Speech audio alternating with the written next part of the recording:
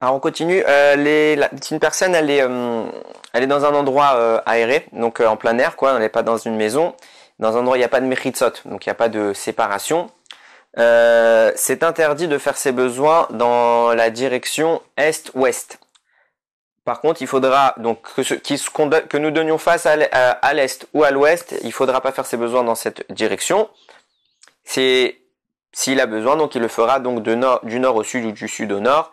Il faut pas qu'il soit orienté dans cette direction pour la simple et bonne raison que la Shekhinah repose à l'ouest, donc au Beth Amikdash, et donc c'est pas une attitude honorifique que de faire nos besoins dans cette direction.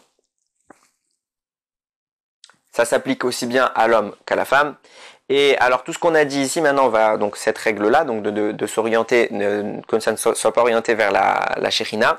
Tout cela ne s'applique que pour les gros besoins, mais qu'une personne qui aurait besoin de faire des plus petits besoins, il a le droit de faire dans la direction qu'il veut, à part dans le cas où il verrait de là où il se tient, donc s'il est dans le cas où il serait en plein air, il verrait le Har HaBayit, donc l'endroit du Beth Amikdash. Là, ce serait pas convenable qu'il soit dans cette direction, donc il faudra qu'il s'incline dans un autre sens, qu'il soit pas orienté vers le Beth Amikdash.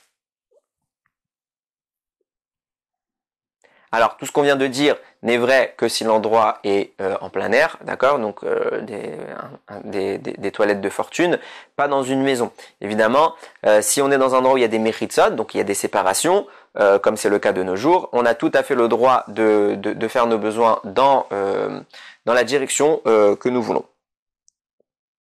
Même si l'endroit est très spacieux et que les mechitzot, donc elles sont très espacées les unes des autres, puisqu'il y a une mechitza, ça n'est pas considéré comme si nous faisions en direction du Beth Amikdash et de la Shekhinah. Ok, même s'il y a qu'une seule mechitza, ça suffit. Il suffit d'une seule mechitza qui se mette en face de nous. Si nous sommes orientés vers l'ouest, une seule mechitza fera l'affaire. Si nous n'en avons qu'une seule, mais qu'elle n'est pas dans la direction de l'ouest, il faudra évidemment se tourner. Mais s'il y a une mechitza, ça suffit. Ok. Alors la question se pose de savoir dans ce qu'on appelle des villes entourées d'une muraille. Par exemple, le vieux Yerushalayim. Là-bas, il y a une muraille, donc on considère peut-être que cette muraille ferait office de mechitza, et puisqu'il y a une mechitza, même si je suis en plein air, je peux faire mes besoins dans la direction du Beth Amikdash. La réponse évidemment c'est non. On parle d'une mechitza qui nous concerne nous directement, et pas d'une mechitza qui serait à des kilomètres. La taille de cette mechitza ne prête pas grande importance. Il suffit qu'il y ait une mechitza qui cache la partie requise, enfin les parties que nous utilisons pour faire nos besoins. Il n'y a pas besoin d'une hauteur particulière. Tant que la mechitza recouvre la partie impropre, c'est tout à fait suffisant.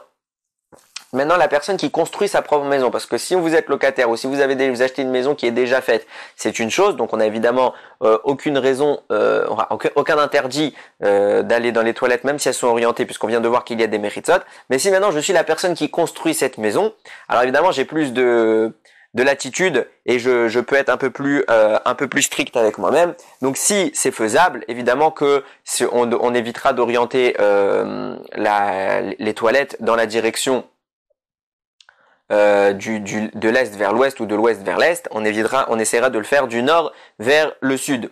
Mais ça, c'est qu'une khumra, donc c'est qu'une attitude rigoureuse. Il y a tout à fait lieu d'être indulgent avec ça. Si quelqu'un n'a pas pu ou n'a même pas voulu, c'est une attitude qui est pieuse, mais c'est pas l'obligation.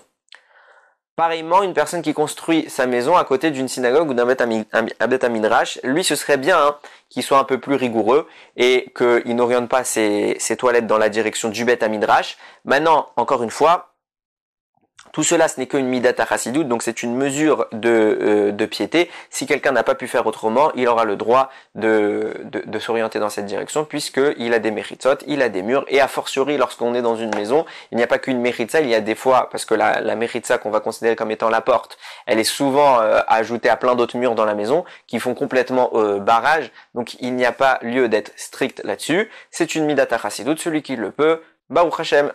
Baruch Adonai l'olam, Amen ve Amen.